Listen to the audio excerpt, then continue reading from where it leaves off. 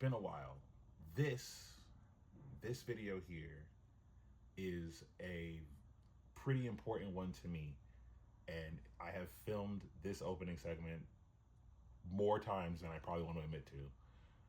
But just as a little bit, it's been a while. Hey, I missed you, and I'm hoping to do a bit more of this. But to talk about what this is about, this is a video that's a bit personal for me and something that I wanted to put out there on the internet. As you can see, there's like not a whole lot of frills going on here, no music, nothing super crazy. I don't care about this video doing particularly well. I don't care about the algorithm picking it up or any of that craziness. None of that particularly matters in the case of this video. This is just a little bit of a window, if you will, into my story and my, I guess, interactions with photography and what it has meant for me. Originally, this was just a project to be a part of a portfolio for a friend of mine, and in doing it and seeing it over the iterations and the cuts, it has become something that I feel I would like to personally have out there on the internet. It's a little, as you can imagine, it's a bit personal.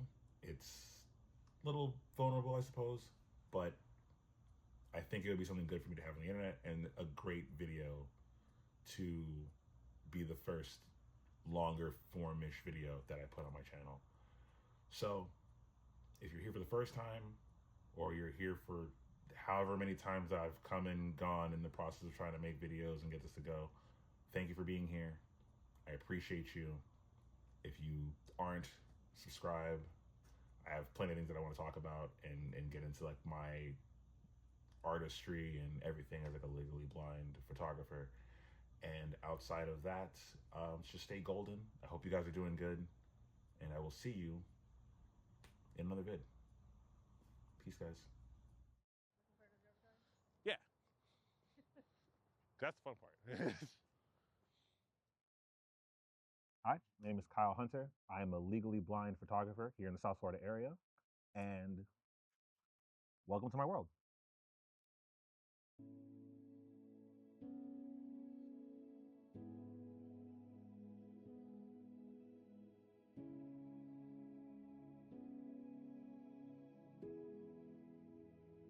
Photography for me, it's a interesting way to kind of express and document moments that are happening in the world.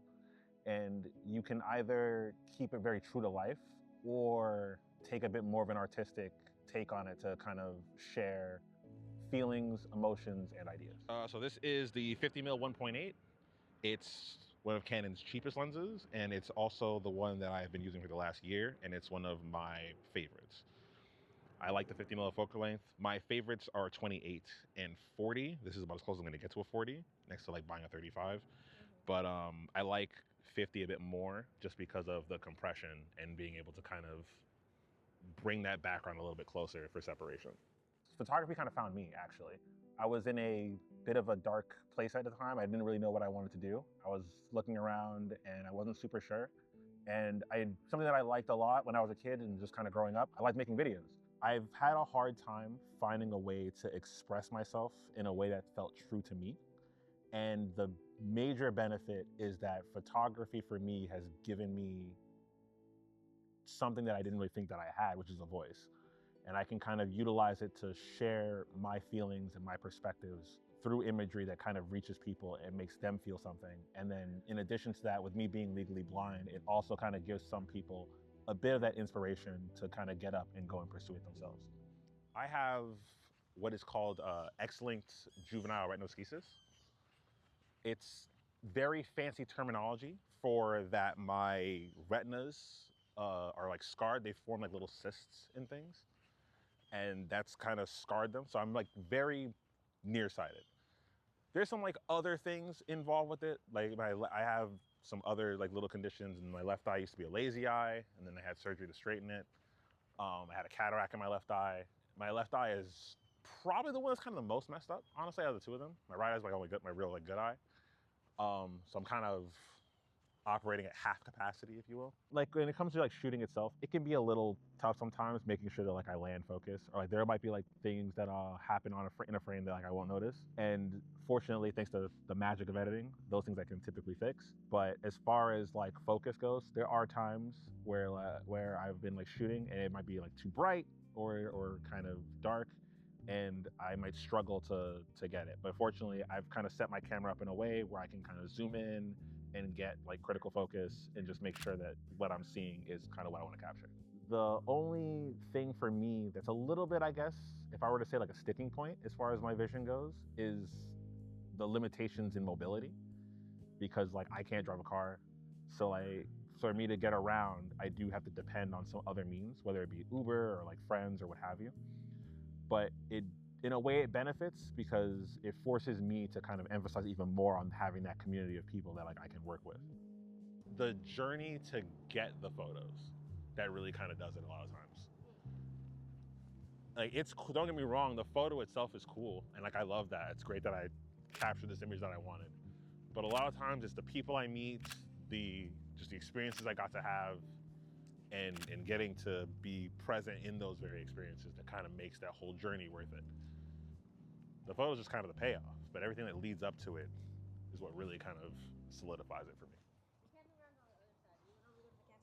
No, because I remember the first time we came over here, we were on the camping ground, and I know there's like another little trail that like leads to some other like, because there's like an observatory area, and I know there's a trail that leads to that, and that's the one I'm trying to find, because it also has a bridge like that one. So I was like, oh yeah, no, I know where we are.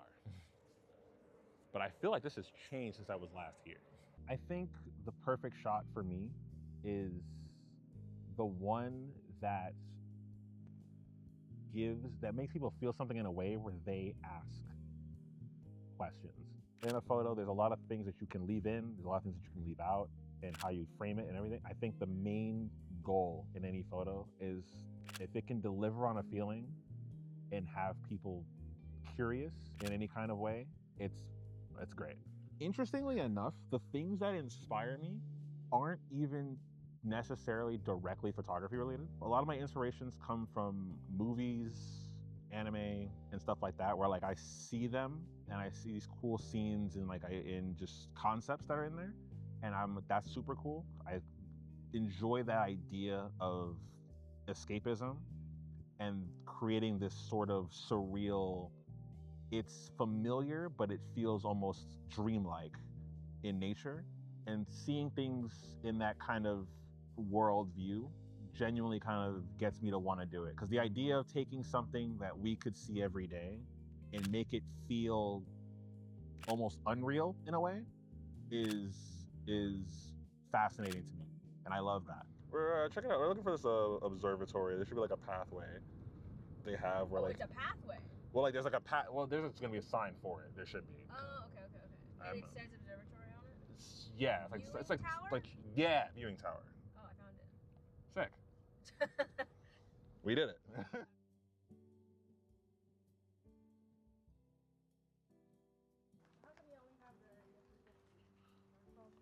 Unfortunately, fell on a little bit of hard times, and I had to let go of the 24-70, and then ultimately I also had to let go of the drone.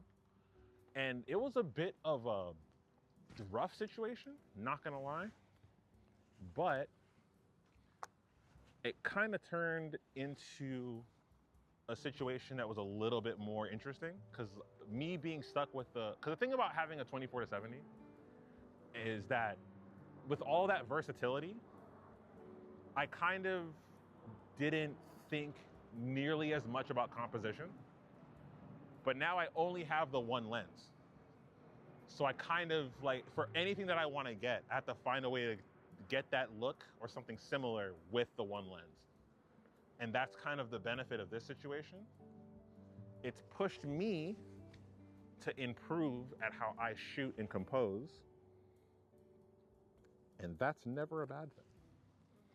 I'm like probably the most stoked on that. And I learned that it's, again, and having to do it, I also learned that it's one of my favorite focal lengths to shoot at. So if it's not about the money, do you consider it just a hobby, or do you consider it like your future? I consider it my future. Yeah. Like, even though because I'm not very motivated by money personally, but for me, photography has given me more than any like job that would pay me like more money or whatever could have gave me, because I get to like I said, I get to express myself in a way that I've struggled to do probably my whole life, and getting that ability to do so has been a big change for me, and it's helped a lot. Yeah, and then this is the golden goose, as you call it, the viewing tower, where we are like above a bunch of trees, pure greenery, and it just looks beautiful.